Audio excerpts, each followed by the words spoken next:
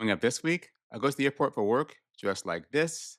I make a pretty decent landing on a giant runway, and I walk through an absolutely massive hangar. They paint planes here. All right, let's get started. The punchline goes like this: I'm going to go to the airport dressed like this and fly a Boeing 777-200 from Dallas Fort Worth Airport to Amarillo, Texas. Hello, my name is Darren. I'm a dad. I'm an airline pilot. I'm a husband of a scientist. It is Tuesday, October 7th at 5:17 p.m. I'm almost to the airport. My report time is 6 p.m. And this is a super easy trip. I am surprised I got this trip. Um, just for some context, I'm about 70% seniority in my base, meaning 70% of the people on my base are senior on my base on my aircraft are senior to me. So I'm 7% seniority on the Boeing 777 in Dallas as a first officer. Most people are senior to me. This kind of trip normally goes senior because how easy it is. They're paying me 10 and a half hours of pay to fly a 777 to Amarillo. It's an hour and a half block time, go to a hotel, and then head back tomorrow on a regional jet, home by noon. Again, it's 5 in the afternoon. I'm away from here for less than 24 hours. It normally goes very senior, and I'm kind of surprised I got this trip. Initially, I was looking at trips for tomorrow, and I actually bid for a Dublin, Ireland 3-day trip. Now, I had bid for that trip, then I actually left the house to run some errands, and then this trip came in open time. I'm like, well, Dublin, Ireland pays 18 hours and 5 minutes. This trip pays 10 hours and 30 minutes. But this trip is just one quick leg, 12-hour overnight, and a deadhead back. There's no immigration, there's no customs, there's no sleeping on airplanes, there's no airplane food, there's no getting in and taking a nap. It's just one flight and done. So I weighed my decision. I said, you know what? Let's do it. Let's bid for the Amarillo trip. And if I don't get it, my bid for the Dublin trip will still stand, right? So it'll still be there. And because we bid different ways for different trips. And to my surprise, I got the Amarillo trip pretty quickly. Now, trip to Dublin did go junior to me, so I would have gotten that one anyway. So I was kind of surprised by that as well. But Amarillo, it is. And then this is a perk of living in base, being a gambler with my schedule by dropping trips, and having a very flexible and understanding wife and kids.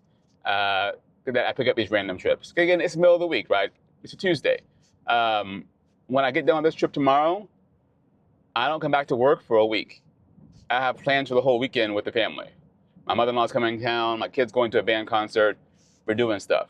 So by this is adding an easy 10 and a half hours of credit pay to my schedule for the month without having to do a normal 3-day trip. Even my 8-year-old was surprised. Like, you're going to work dressed like that?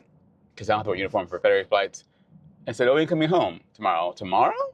Because in her head, when I leave, I'm gone for 2 nights. So I only left 1 night. So super easy trip. Just, kind of a video I'm dropping in a random spot just to show the flexibility and opportunity that one has when you do live in base versus one that commutes. Not everybody can live in base, I get it, but by living in base, I'm easily able to pick up these silly, easy trips, easy money versus having to do a normal full trip. And these are also offered on the narrow body too. So that's it. Head to the airport and get this easy trip done. There's always a risk of jinxing myself when I say easy trip. So I did park in the north lot for this trip. The north lot goes to Terminal A, B, and D. I know I'll be coming back on our regional carrier, so probably Terminal B. I'm leaving at Terminal A, so this one works better than my normal south lot. I was able to clear KCM. Again, when I don't wear my uniform, there is a risk that I go through normal security, so I did pack my bag appropriately. So in case I did get randomed, I wouldn't be having an issue with my liquids. Once through, I used my phone to sign in for my trip. Again, I can use my phone or my company-issued iPad. My phone's in my hand. It's easier. Got to the gate, and of course, it's an hour before departure. There's no passengers, so there's no gate agent. Took a while for them to arrive, and then head down to the airplane. I met the captain at the jet bridge as well. Again, 777-200, totally empty. We have to do certain things before we depart, so we did a cabin inspection, make sure everything's locked down, and then also went on a hunt for water. It's a thing. Like the galley was totally emptied, but there's so many hidden spots on a 777 that I did find 2 bottles of water.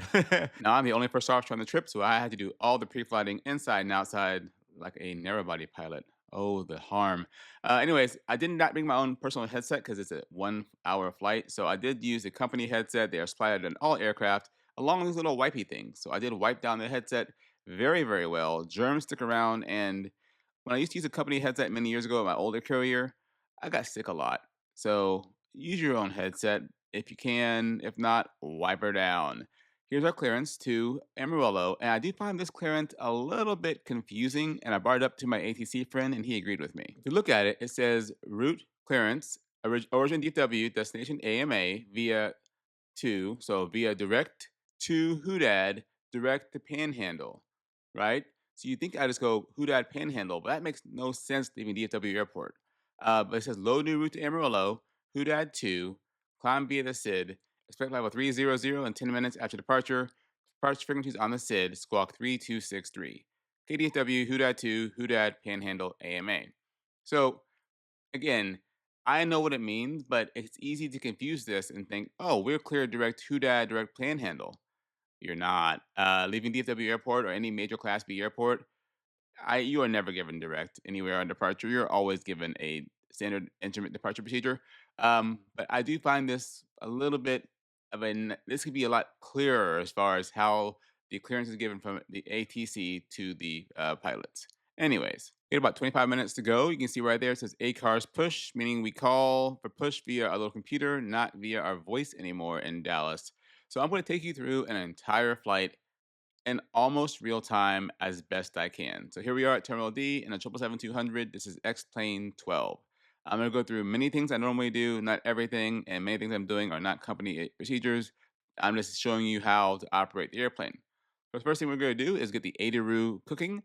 That is our, in layman's terms, our navigation unit. So the plane knows where it is. So I'm going down to FMC. Again, most of the time when I get to the airplane, it's already turned on for me. First thing I want to do is check the navigation database, make sure it's current. I'm recording this on Friday, November 7th, so it is current between the October 30th and November 27th. Next thing I go is a pause init.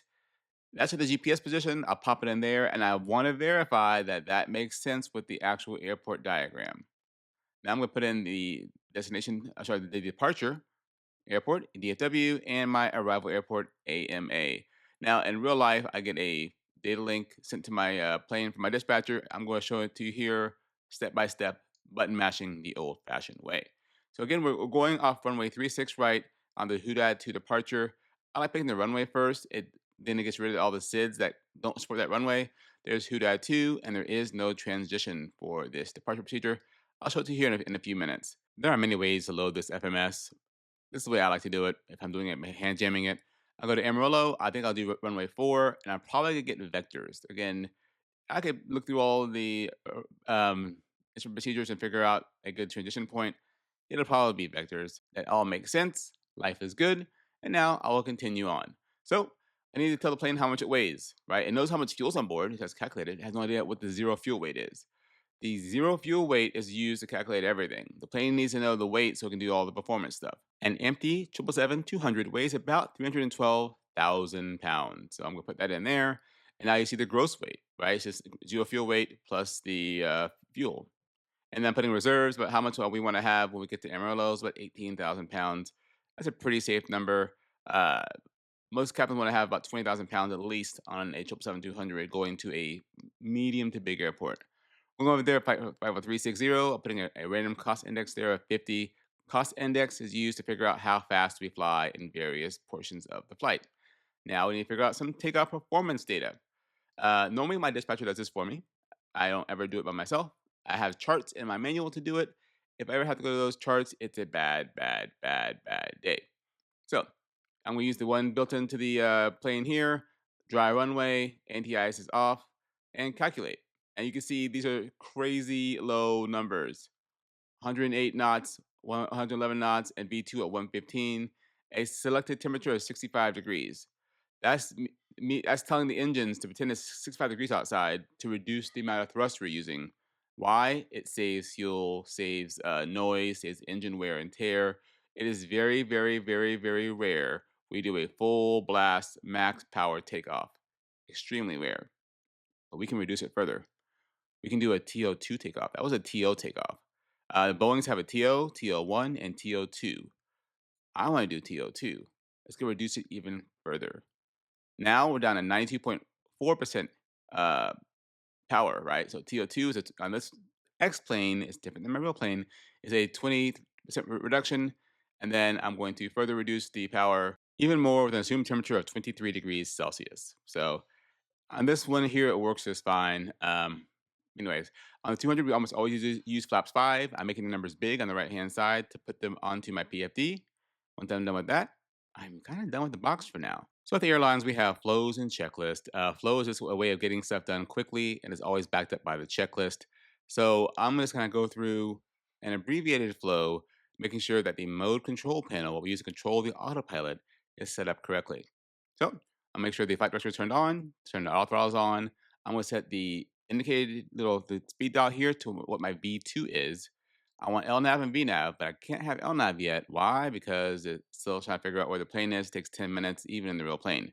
But the heading on runway heading, the altitude, initial altitude for the SID, it happens to be 10,000, and it is already set. Life is good. Now I'll go through and just check all of the systems that we have. Good engine oil, check the hydraulics, make sure it doesn't need to be refilled. And then the fuel screen has a very interesting, synoptic right now. It's showing one fuel pump on, and it's going to the APU. The engines aren't running. Why is the fuel pump on? How did it get turned on? Because if you look at the overhead panel, all the fuel pump buttons are out, but one is darkened. When you have the APU turned on, it can turn on its own pump, turn that pump on all by itself to give fuel to the APU. So that's how that kind of thing works. Looking at the air in the cabin. In real life, I make sure the cabin is comfortable. And then I go through all the screens, look at the gear, the air pressure for all the tires, and the flight controls aren't powered right now. Doesn't really matter if you look at them or not. So now I'm gonna go down and I'm gonna put the auto brake in RTO. That's for rejected takeoff. So if we reject, the auto brakes will automatically slam on the brakes, pushing everyone full forward. Turn on the radios, tuning units 1, 2, and 3. Then I'm go ahead and put a fake squawk code in. I know I got a squawk code earlier. This is the sim and whatever. And I'm going to test the evac button to make sure that in case of evacuation, the evac system is working properly. And that is a very basic pre-flight to make sure everything is set up so we can push off the gate here in just a few minutes. All right, fast forward a little bit, and now the ADA route is knows where it is done. So I'll put LNAV as on, and so on the 777, I carry no paper checklist. Even in the real plane, we have electronic checklist, and the plane can sense things. So what it can sense, it knows, like the parking brake and the fuel control switches are shut off. I must tell it that I tested the oxygen system and that the flight instruments, the heading, and the altimeter are correct. So I tell it manually with a little clicker, and that's all done. And then once that's done, it'll say pre-flight checklist is complete. Life is good. And each time I press the checklist button, the next appropriate checklist pops up. So the next one to pop up is the before start checklist. Keep on rolling with that. So I'm going to go ahead and lock the flight deck door. And again, now it goes green on the screen. And then I'm going to go MCP, V2 set, heading track is set, altitude set. Takeoff speeds, V1, VR, and V2, they're all big and they're set. CDU is pre-flighted. That again, that is like a FMS. Trim. So I missed the CG. Bringing the CG in, I'm looking it up on my actual EFB. You can't see. It's about 21%. Again, the plane needs to know how it's loaded. 5.25 units. I'll do that later on, but I'll go ahead and check it now. Taxi and takeoff briefing, and then the beacon. It can sense that the beacon is turned on or off. I'll press the beacon up there, and now when I go back down, it is green, and now the before start checklist is complete. Life is good. Now it's the before taxi checklist, but I'm not quite there yet. I'm going to press the engine button to get me all the engine instruments during the engine start. I want to see everything, not just a compacted screen. Now, on the planes that we fly, 777-200, we have the Rolls-Royce engines, and we can start both engines at the same time. On this one here, I loaded GE engines by mistake, so it's just one at a time. But now I'm going through and just doing what a captain would normally do. Turn on all the hydraulic pumps, turn on all the fuel pumps, and getting everything set up so that the captain can have his or her eyes outside, and then my eyes will be inside, starting the engines. It says TCAS is off. Go ahead and go to TARA, and now that clears up the screen, and life is good. We are ready to push back and start our engines. Now, if you're part of my ground crew that pushes back airplanes, extreme respect to you, I had tried pushing back manually. This one has an option for a manual tug. I can sit in the tug and push the airplane back. It did not look pretty. So we're just doing a straight pushback, which we would never do from Terminal D in a heavy anyway. They always turn us to the left or right. You see some lines behind us, and see those little yellow circles? Those are the spot numbers, and just beyond that is the line between the ramp and the ground, so to speak, the taxiway. So we should not go over that without permission. The ATC doesn't control the ramp area. A ramp controller does, who is not an ATC controller. So I'm pushing back straight just because it's easiest for me. But in real life, they push the nose left to right. I selected nose to the right. It didn't work. So we're just going to push back, kind of stop right here, and then we'll start the engine. I mean, in real life, we could kind of do this, but it would not be considered normal operations at where I work anyway. We always back to an angle. But now you can see that the push card is going away. And as the first officer, I start all the engines and I turn off all the engines on a normal day anyway. So I want to make sure I have auto start turned on. That's in the middle. If you don't have it turned on, you can torch engines. And normally, again, on the 200 with Rolls-Royce engines, we start them both at the same time. I reloaded the wrong engines and did not want to start this all over again. So just bear with me. We're using GE engines on this plane. Difference really is the Rolls-Royce has EPR for the primary gauge exhaust pressure ratio. The GEs have N1.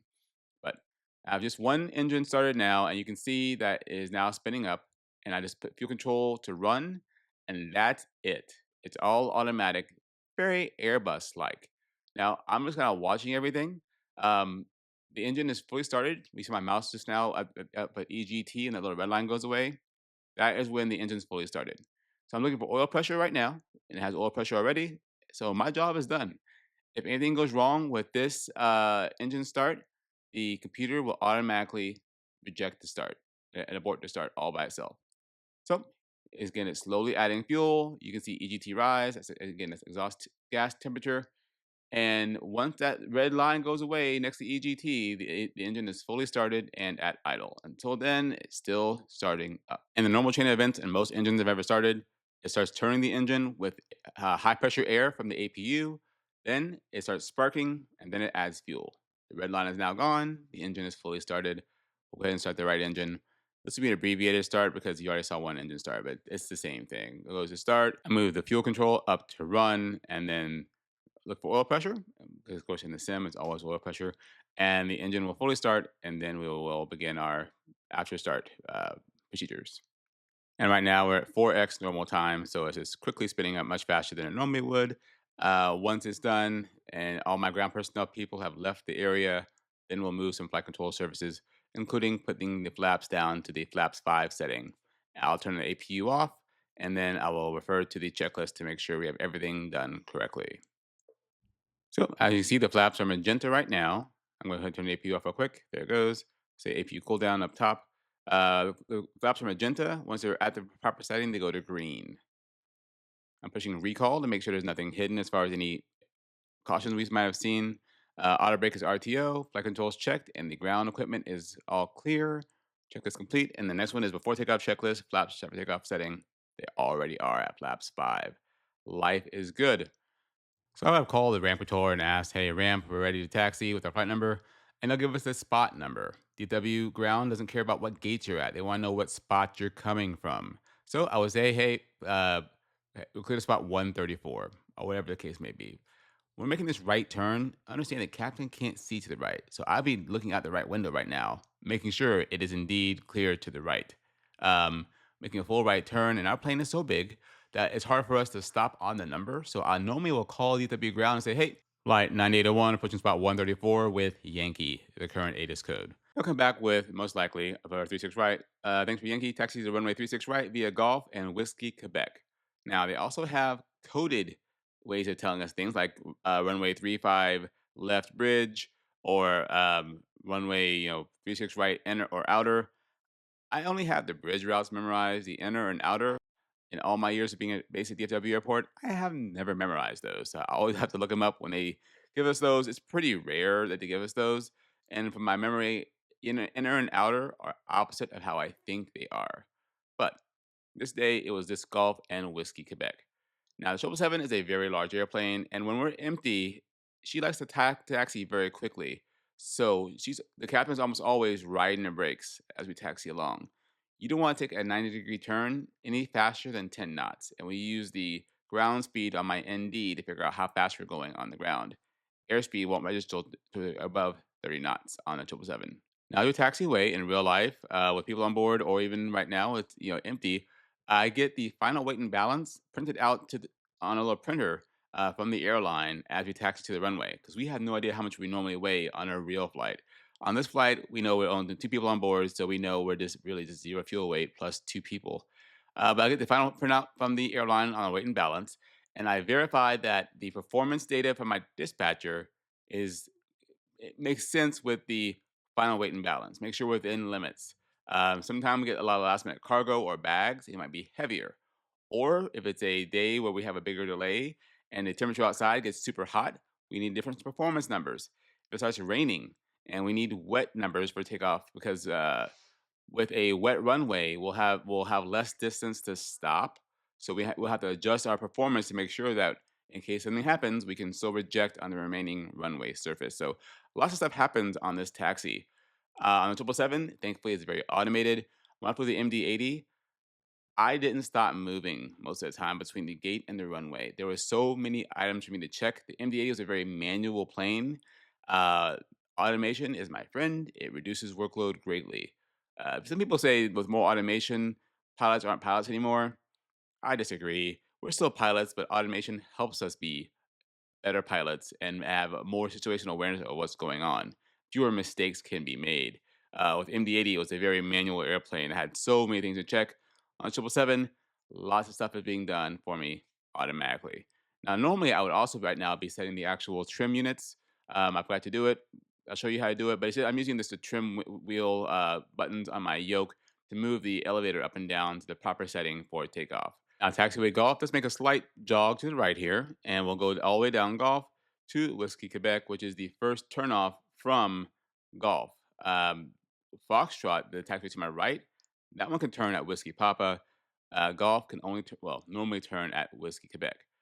At this portion of the taxi, I would swap over to tower because now we're done with ground and we should be on the tower frequency and the holding and the Southwest hold pad and all the hold pads at DFW Airport. Many airlines that don't fly here very much don't look at that little note or don't know to do this, and they'll be on ground still while they're lining up waiting for takeoff clearance anyway. They won't go on the runway with the ground, but they'll be in this area, and tower will be calling them, and they can't hear them because they're still on ground. So at DW Airport, if you fly here, go to tower when you're in the hold pads. You see on the ground there, Golf Whiskey Quebec is right there. So making a right-hand turn to Whiskey Quebec. If you have people on board, I already made the takeoff PA, so the flight attendants can be seated prior to takeoff and make a right-hand turn. It will come to a stop, and then we'll get ready for the takeoff, and I'll discuss the departure here just a little bit more before we get going. Now, in the normal flow of things, we talk about this at the gate before we even get moving, but we're going to discuss it here. We'll get to the whole short line of runway 36 right, set the parking brake, and discuss this departure procedure here called the Hudad 2 departure from DFW Airport. All right, so parking brake will be set here. So this is the Hudad 2 on our departure, and we're taking off runway 36 right. So we're on the left side of the airport diagram, that little gray circle. Now, there are a ton of departure procedures from DFW Airport, and this one only goes west, but some go west and east. Some just go north or south, but this one only goes west. So we'll take off, go up to Haskell.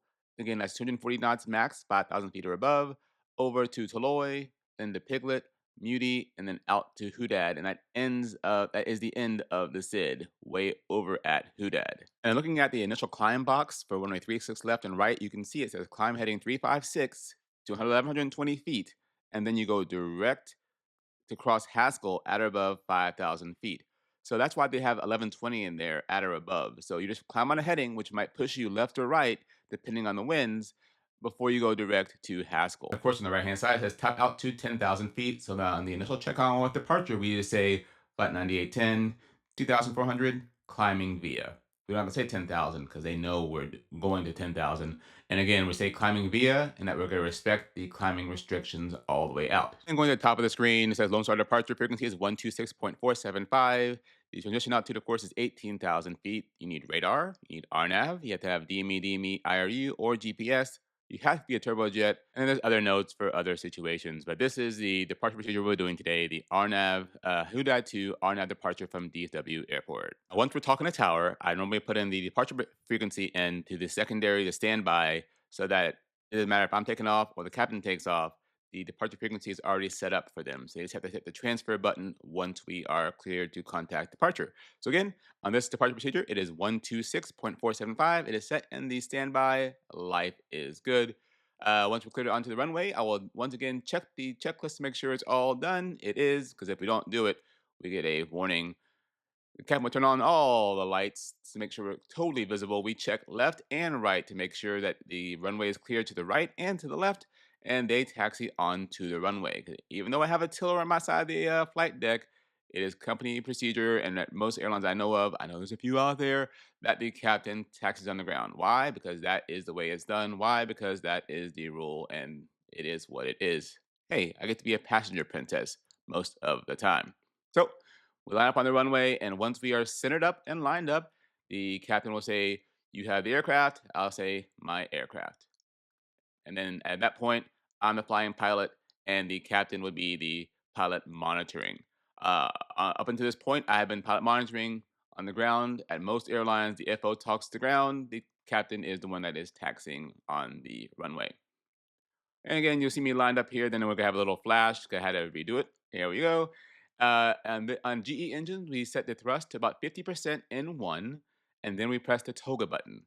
Why? Because engines are mechanical devices controlled by computers. They don't always spin up correctly. Now, in the sim, they always do. In the real plane, I have seen the thrust levers advance at the same time and one engine lag for a few seconds behind the other. Once they are about 50%, they will advance normally and it won't be an issue. Ignore the left and right here. I have an issue with my sim setup, and it's just going left and right, and I'll fix it eventually. But we're going down the runway. It'll be normal throughout the ground, I promise you. Get to V1, rotate, and again, I will begin lifting the plane into the sky. Several seconds late on this sim, but into the sky. When the captain sees a positive rate of climb, he or she will say positive rate, and I will say gear up. Raise the gear, and away we go towards Amarillo. On this particular departure, I did hand fly for quite a bit, but in this sim, because it's hard for me to make these videos, I turn autopilot on just so because I'm flying by myself. As we climb up, you'll see I've already gone down to climb power. So this says climb 2. It's a very reduced climb setting, saving engine wear, fuel, and that kind of thing. Just double checking I had the right runway set up, and I do, because if it's wrong, it could turn the wrong way. It did not. I'm going to go ahead and turn on data so I can see the climbing restriction at Haskell. And now I'm looking at my airspeed indicator. What the arrow is pointing to, that's what I call for. It's pointing to 1, I call for flaps 1. Now, once it's above the 1 and it's pointing to up, I'll say flaps up. The 1 and that 5 is already gone. That's the minimum speed for that particular flap setting. And we have to be advancing as well. So we're past the flaps 1, pointing to flaps up. I will say flaps up. Let's say I thought I was going to be a little bit low at Haskell. I can go to full climb power right now by changing the thrust limits on the CDU. Right now I'm in climb 2. I can go ahead and go to full climb. So I'll press the climb button now. It goes to full climb. I get extra oomph. And we could get hopefully over that restriction at Haskell. There's a way to use the CDU to predict the altitude at a certain fix. It doesn't work on an X plane, but in the real plane, we can put in an altitude and it will tell us when we should expect to be there. So most time we have charts, and we can also use the airplane to tell us if we're going to make it or not. Being empty, it was not an issue on this particular day. But on this departure, we normally get up to 17,000 with departure, and then we will get handed off to a new controller, and then we'll go higher from there.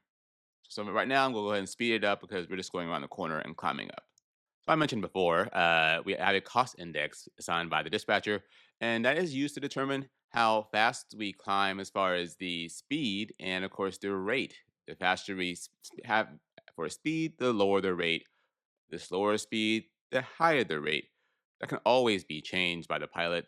On the 777, we use the VNAV screen to change both the climb, cruise, and descent speeds if we want to, or we can push the speed knob and intervene this way. I can push the speed knob to 320, and then this is how I like to do it: get the plane going in the right direction first, then come down and change the climb button here, screen here, 320, and I can put slash 0.78. So 320 knots until it maintains the speed of Mach 78, and I'll hit execute. Once I do that, I can go in and push the speed knob back in, and it will follow what is in the CDU. As in every aircraft I've ever flown, there are multiple ways to fly this plane, and there is no right or wrong way. There's a easy, normal way, and then there's the hey, okay, you're doing this kind of way. Right now, we're going to hit fast forward 8 times normal speed and climb up to 36,000 feet, level 360. I'm putting the altimeters in standard, turning off all the exterior lights, well, turning off a lot of the exterior lights as we climb up, and you'll see the outside change. I made it a little darker because I had the time wrong. There we go. Again, this we can go up to flight level 410 as normal operations where I work.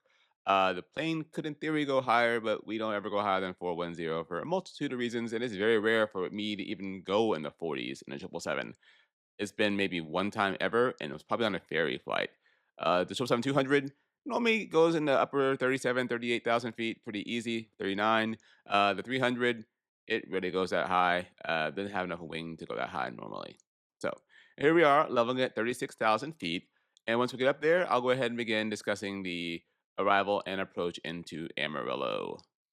And just looking down at the VNAV screen again for the cruise portion of the flight, you can see what the optimum, maximum, and recommended altitudes are. It takes into account the air outside as far as the temperature, the weight of the plane, the wind speed to figure out the optimum, max, and recommended. You see it says step IKO. Normally in the plane I fly, it says RVSM, so I'm going to type in RVSM. That will give us step climbs if we could do them, but they won't really be necessary on this flight because it is such a short flight, and we aren't going to fly about 430 anyway. I will change my speed. I want to go up to 290, let's say, and 0.78 if ATC assigns us a certain speed. I can pop it in here, hit execute, and again, the plane will follow that guidance. Um, it could affect, as far as not this one, but if I change my descent speed, if I want to descend at a faster or slower speed, that's how it uses those speeds and the wind outside to calculate the top of descent, that T/D. So right now it says 270 and 0.742. That's crazy. Instead, I'm going to do 290 and Mach 0.78. That's kind of like a normal descent speed. Why? Because that's fast enough to be efficient, but not too fast that if it's turbulent, we'll bump into uh, going too fast for the conditions. So once I put it in, it might recalculate the top of descent. This time it didn't do it. And speaking of descent, this is the transition level.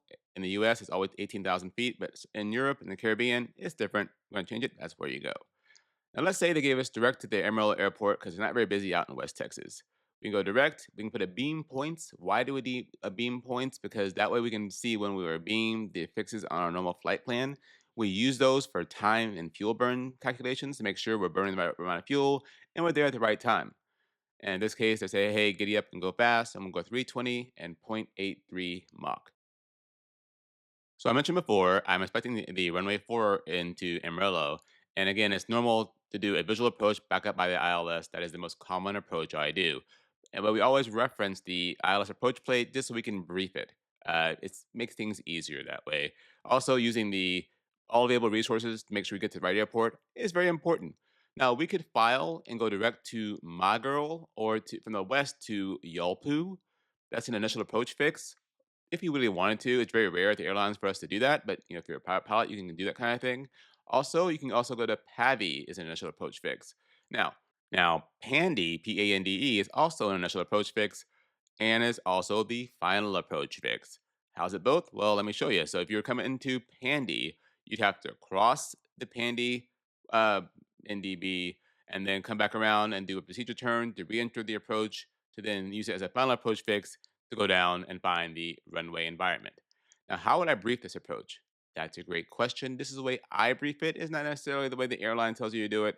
This is how I brief every single approach. So that line there, I'm expecting radar vectors onto final. This is what happens on almost every single flight I fly. It's very rare for me to fly the full procedure anywhere. But briefing the approach, very straightforward.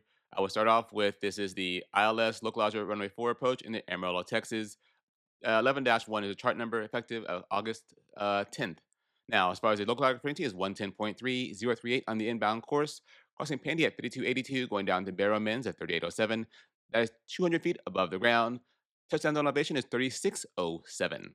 As far as the runway environment, when we get down there, we're looking for a PAPI on the left-hand side of the runway and a Mauser approach lighting system.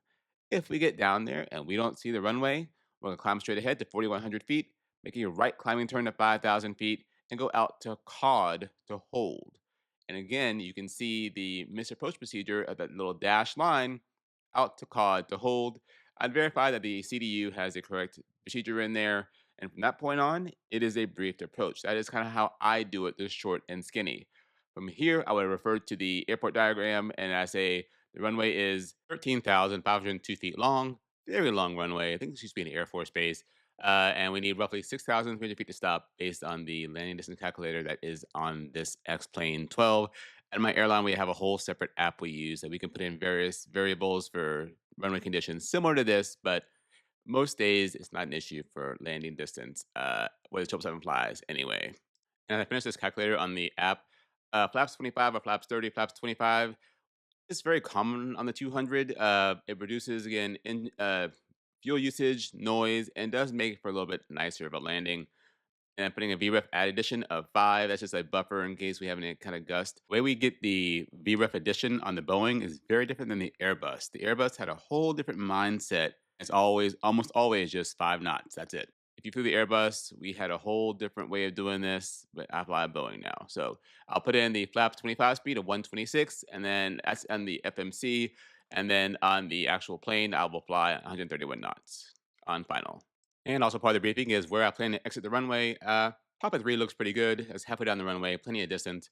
Exiting Papa 3 and then expecting to go a very short taxi over to the hangar that they use for painting. My company gave us notes on this about where we should expect to exit and park, so that kind of makes sense to me. Papa 3 exit, they don't have high-speed exits in Amarillo, like angled exits. They're just normal exits. Again, part of the briefing is we go through all the notes as far as what might be notams and notations on the airport diagram to see if there's anything special about that runway or the taxiway, especially in a big heavy aircraft like this. Make sure that any notations about how heavy we can be and that kind of thing, and wing tip clearances as well. Think in Amarillo, again, big long runway. They're used to having, or used to have anyway, giant aircraft fly in there. So on this particular day, it was not an issue as far as our taxi in to the paint hangar. So as we continue along, again, I've already briefed the approach.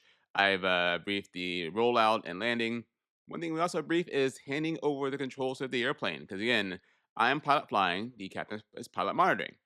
Generally speaking, for most people I fly with, I'll say, hey, I'll keep flying until I hear you say my aircraft or until, 60 to 80 knots, a good speed. Then I'll say, you ready for the airplane? Okay, your aircraft. And the captain will say, my aircraft. And then I'll become pilot monitoring once again. And once again, go to 8 times normal speed. Again, what do we do during cruise flight? We talk about hobbies, where you're from, tips on the contract, overnights, that kind of thing. And as we go along, I'll make it a little bit darker because, hey, look, it's super dark. And when we landed in Amarillo, it was very dark. And West Texas is not very busy. So we got pilot discretion. I believe it was down to 1-3,000 at some point. And there's multiple ways again to descend this aircraft. Right now we're at 36,000 feet, or 50360. I'll go ahead and dial in, slowing it down to normal speed again, 13,000 feet. And there again, I can go down via flight level change. I can go down via VNAV. I can go down via vertical speed. There are many ways to descend this aircraft. Now, VNAV is the most common way to descend. And I can again go down in multiple ways. Right now, I want to go down at about 50 miles at 0310 Zulu. I said about 6 minutes from now. So I can sit here and be fat, dumb, and happy and wait. But what if it's a little bumpy? If I want to start down early, well, I can just push that knob in, and now it'll begin slowing down the engines and pitching over to descend at what rate I told it to, or what speed I told it to descend at. That would be, again, at 290 knots in Mach 0.78. So now it's slowing down to Mach 0.78, and it'll descend at Mach 0.78 till the upper 20,000 feet range, at which point it'll switch over and do 290 knots all the way down. And that's one way to descend. I can also press the flight level change button. What does that do? Great question. Flight level change would idle the engines and use pitch only to maintain a speed of whatever I have selected. 290 knots is most common. So with VNAV, it might have a little power in there because I'm descending early. So it would have a little power in there to do a shallow descent till it got to a point where it could then do idle descent. Or again, flight level change is another option. Or I could use vertical to speed, pressing the vertical speed knob and using the dial to pitch over to a set feet per minute to descend. What's the right answer? There is no right answer. What's most common? Well, VNAV. Why? Because it's easy. On X-Plane, it's showing the VNAV scale. I had my mouse cursor there. It wasn't working correctly on this flight. Not quite sure why. We had everything set up correctly. But we will speed up again, once again, to the descent to get closer to the airport. And as we descend down, I think we were talking to Albuquerque Center, and at some point they'll hand us over to the Amarillo approach. I believe they have a giant airspace for Amarillo approach. And fun fact, many years ago, I was flying on the Airbus, and the captain's last name was Husband, and he was a great guy to fly with. And he told me his brother, well, he told me he was from Amarillo, and his brother was in NASA. Didn't think anything of it, right? I talked about Amarillo and the new terminal they have, and it's all glass, yada yada yada. It wasn't until after the trip that I realized his brother was Rick Husband. That's who the airport is named after. He never mentioned it. He just mentioned that he was from Amarillo. His brother was in NASA, and I'm like, wow. And I told someone else, and said, oh yeah, that guy, yeah, his brother was in NASA. He's named after the airport is named after him. It's unfortunate that that was a Phoenix-based captain, and I never saw him again. But it'd been awesome to pick his brain because man, aviation is such a small world. Uh, Back to the story at hand. We are descending, and we're now getting a heading toward the final approach path anyway. So once we're on a final approach, on a vector, we can do a couple things. Now we can stay in VNAV path, that's fine, or we just go to level change. It's a little bit easier, right? So get down. And where am I gonna level off at? Well, on my ND, you will see a green line. That green line is where I'm going to level off at with the current conditions at hand. That line will go up, forward, and backward depending on the pitch of the aircraft and of course the wind involved. On this particular day, we have a very small headwind, so it's not a big factor. The wind isn't a big factor anyway, descending toward the airport. Additionally, we could go down if we wanted to and clean up the CDU to get rid of the flight plan and just have the extended center line present on the ND and on the CDU so we can have a better idea for our planning for our descending. When I flew regional jets, it was common to go into airports and just do our own pattern. Like, see the airport? All right, clear for the visual, and we'd be, 25 miles away. At mainline on bigger aircraft, getting a visual approach vector is common, but kind of just being we can doing whatever we want to do is pretty rare. Most places we go to are very controlled. So as you can see, I'm gonna level off about 15 miles away from the final approach path. So that's okay because again, Amarillo is about 3,000 feet elevation. Again, as I mentioned, that green line is based on our current conditions of 290 knots. I need to go below that, right? And we can't go faster than 250 knots, indicated airspeed, below 10,000 feet. So I'm going to pull out the speed brakes to have a steeper descent and level off earlier so I can go to 250 knots and keep descending. So in my head, I'm doing mental math. I hate math. I'm also using my pretty picture here to see, okay, if I level off here, I'm going to be, generally speaking, it takes 1 nautical mile to just decelerate by 10 knots. So if I'm doing 290, level off at 10,000 feet, I'm going to go 4 miles before I slow down 250 knots at idle. And that's with no wind. If I have a tailwind, it'd be a bigger distance, headwind, a shorter distance. So I'm doing mental math, going down and slowing down. Again, it's best guess on my part based on what I think is going to happen with the airspace and the controller and the traffic, that kind of thing. You can see my altimeter is now yellow. The STD is yellow. That's reminding me that, hey, buddy, you said there's transition altitude is 18,000 feet, flight level 180. You're below that. You need to change that. So I'll push it in on both sides. It goes green. And on this sim right now, I'm using 2992 for simplicity. I'm going to go ahead and turn on all my exterior lights. 'Cause I'm getting down where all the other aircraft are, all the slower aircraft to be flying around. So I'll go ahead and turn all my lights on so I can be seen. Um, Lights on the airplane. And most so we can be seen, not so much so seeing outside to get close to the ground anyway. But we'll keep on ascending and flight level change. And then right now I'm going on at 13,000 feet. I'm going to level off a bit and then as before 10,000 feet and slow down below 250 knots and keep descending. So right now, engines are idle, life is good. And again, since we're on a heading, I'll go ahead and clean up my CDU, go to legs page. I'm gonna take the final approach fix, because that's what I wanna do, and I'll put it up on top. And then I'll put it on top, I'm gonna make it in a extended line to infinity, so I can see the final approach path. So 041, I'll make it big, and now it's a long line forever, so I can see where the extended final is for my descent planning purposes. So right now it's really dark in the flight deck. You can't really tell, but my speed brakes are extended. So I'm going to go ahead and turn on the light up above. It's called a storm button. You turn that on. It turns all the lights on bright so you can see a little bit better. You can't really even see my speed brake handle very well. I'm going to reach up top, turn the light on, and you'll be able to see what I'm doing a little bit easier until we get closer to the runway. Then I'll turn it back off. But speed brakes are fully extended, and we are going to descend below 10,000 feet. We're now going down to 6,000 feet, which is a kind of a minimum safe altitude around this area. As we go down, take a note of the flap limit speeds. They're nice. They're right above the CDU. Great for me to see with my eyes, and that's where they are in the real plane. Pretty high limits for flaps 1 and 5. Flaps 1 is mostly slats. That's the front part of the wing. Mostly provides lift. 5 and beyond are actual flaps, the rear part of the wing coming out that provide lift and, of course, drag as well. So it's a mix of both. And we never want to put as good practice, the selected speed below a setting that the current flaps can do. So I am in flight level change. I'm going to roll back to 235 knots. That is the max for flaps 5. So I'm below 255. I'll call for flaps 1. And as I rolled it back, the plane will pitch up. That green line goes further away because it's pitching up to maintain that speed I selected. Now I'm going down to 220. Again, I can easily support 220 even without having any flaps out. You can see the up bug on my indicator right above 200 knots. This went away, but that's how slow I can go being clean. Now I'm below, I'm slow enough. I have flaps 5 out. And I'm going to keep rolling the speed back and descending. My speed brakes are still out to get down to where I want to be as far as my altitude. You can see that green line is coming back toward me again as we're getting dirtier.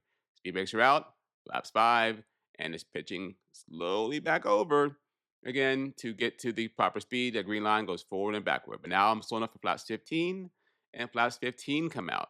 And now the green line comes back toward me again as it keeps adjusting the pitch up and down. Engines are idled.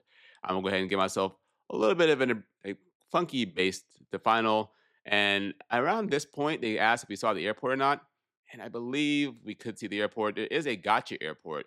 A gotcha airport is a airport that looks like the right airport, but it's the wrong airport.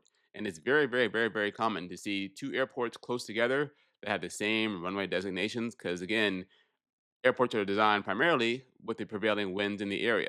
The airport up there, that's the wrong airport. That's a fake airport.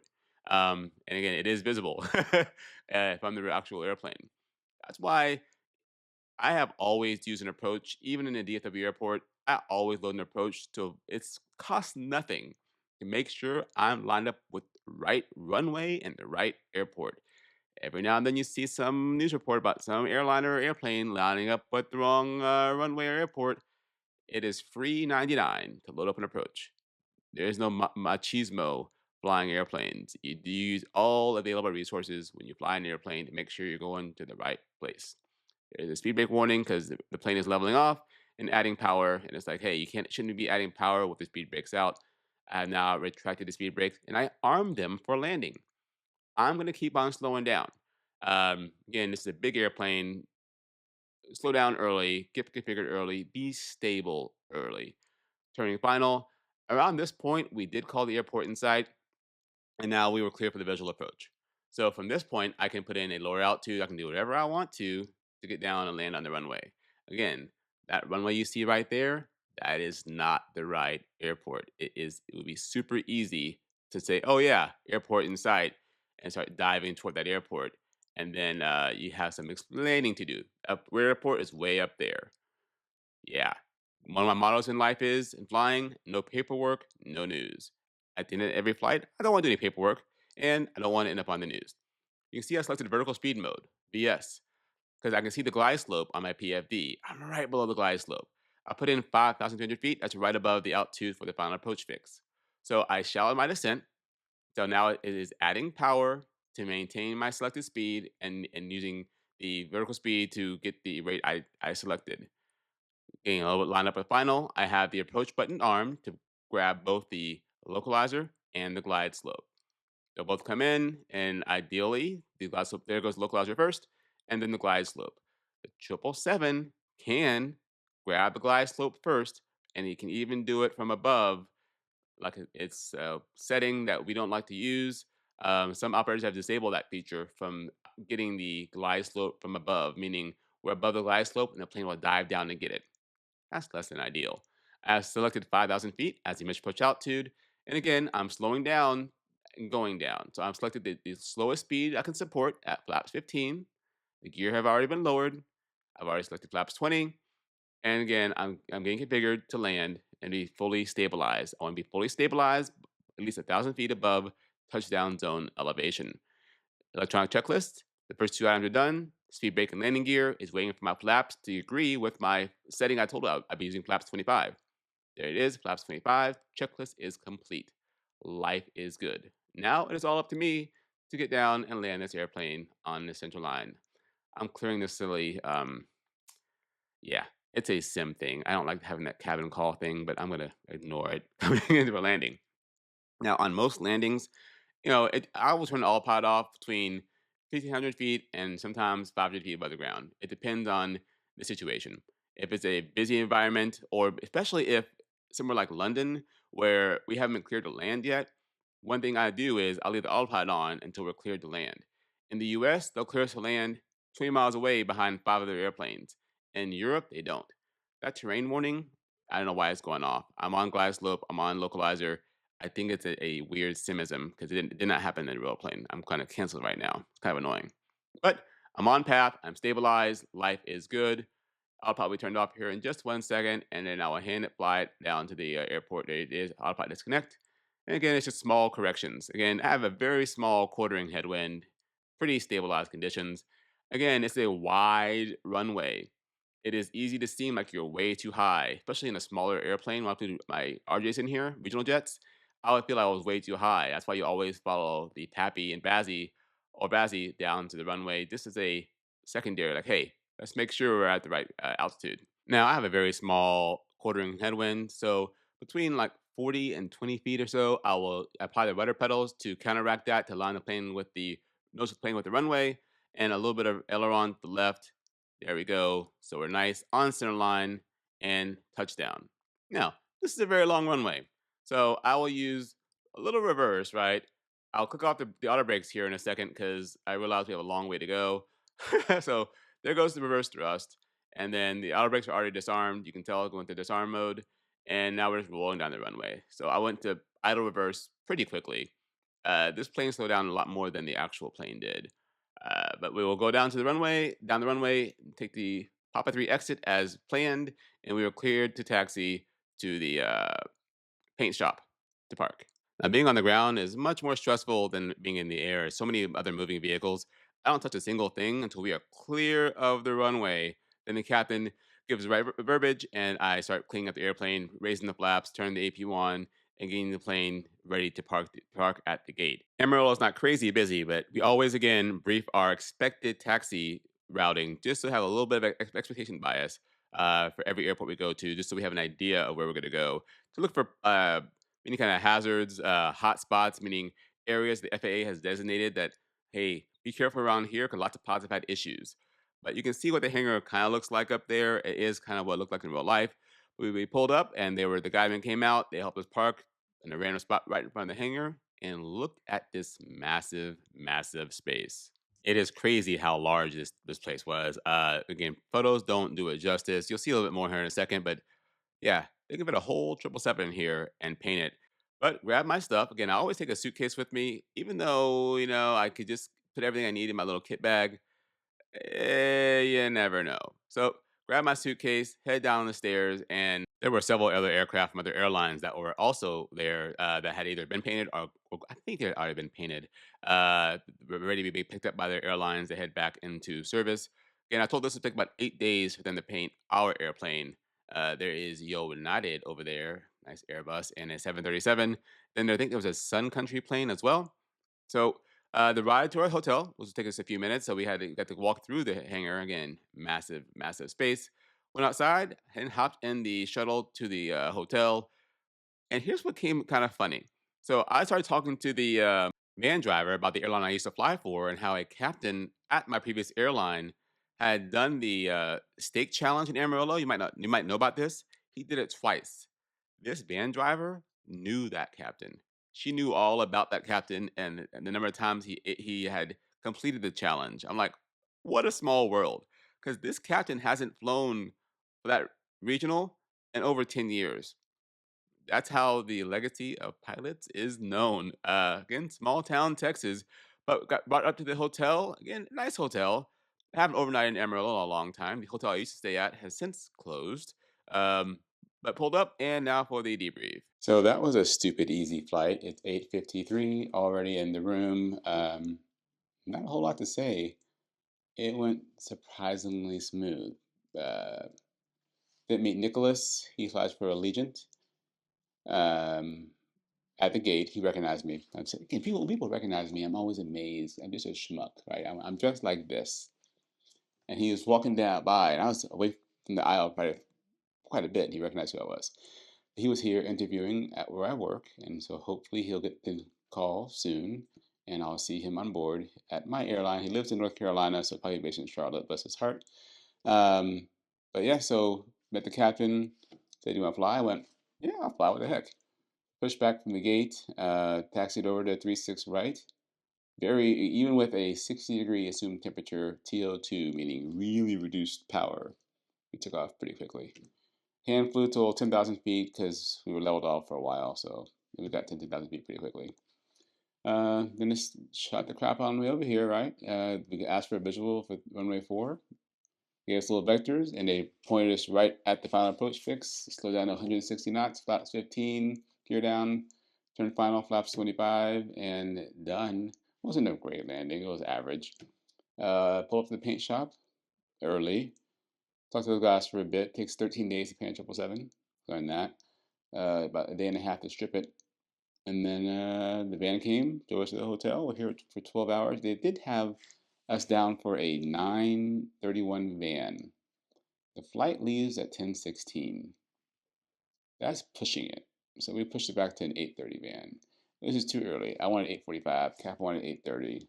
I'll be up anyway. I'll spend time in the airport. So but I'm gonna call the wife and then just hang out for a bit. It's 8:55 now. All right. Now, being a short overnight, I didn't actually unpack very much, so packing the room was pretty darn easy.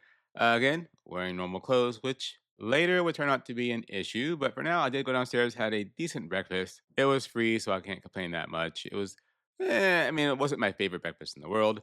Head outside, got on the hotel van, and of course, I put on my seatbelt. Again, if you're a crew member, always, always, always put on your seatbelt. You have no idea how these van drivers drive, and it's free and it's easy and it could save your life. And if you get injured in an accident, not wearing a seatbelt, especially if it's a career ending injury that could have been prevented by wearing a seatbelt. Anyways, got to the Amarillo airport, hopped outside, went inside, and this airport hadn't changed very much since my regional days. It did undergo a big transformation. You see all this fancy glass, which I laugh at. Like, they have all this glass and it's in Tornado Alley. They got lots of wind and stuff here.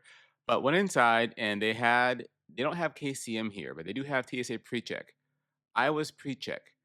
I was following the captain who was in uniform, so I just showed my ID, not thinking of the ramifications of not using my pre-check. Because not in uniform, I have to go through normal procedures. If I had been in pre-check, I wouldn't have to. I alarmed twice because of my boots and my passport in my pocket. That meant I had to have additional screening, which is a full pat down. I call it a free massage. I did request a private one. The captain thought I was absolutely ridiculous, but again, Whatever. It's my fault, but I don't like being patted down in public either. And before you type, I fully understand if I had worn my uniform, I wouldn't have been put into this position. It's all my fault. I get it. I don't want to wear my uniform. I don't have to. Got in the waiting area, relaxed for a bit, and here came the ride, the Embraer 175. And did look close at the tail number, and that was not one I had flown before. That was a pretty new one, from at least when I was there. Went down again, the all glass jet bridge that I laugh at. Like, they get so much wind here, and they're in Tornado Alley, but whatever. Got to my seat, stored my bag in the overhead bin, relaxed, played some Nintendo Switch, and we were taxiing out. I did notice that, because I'm a geek, AV geek, I looked on the flight radar 24, and the United plane was that had departed here had some kind of issue. They'd held and diverted back to Amarillo. Unfortunate for them.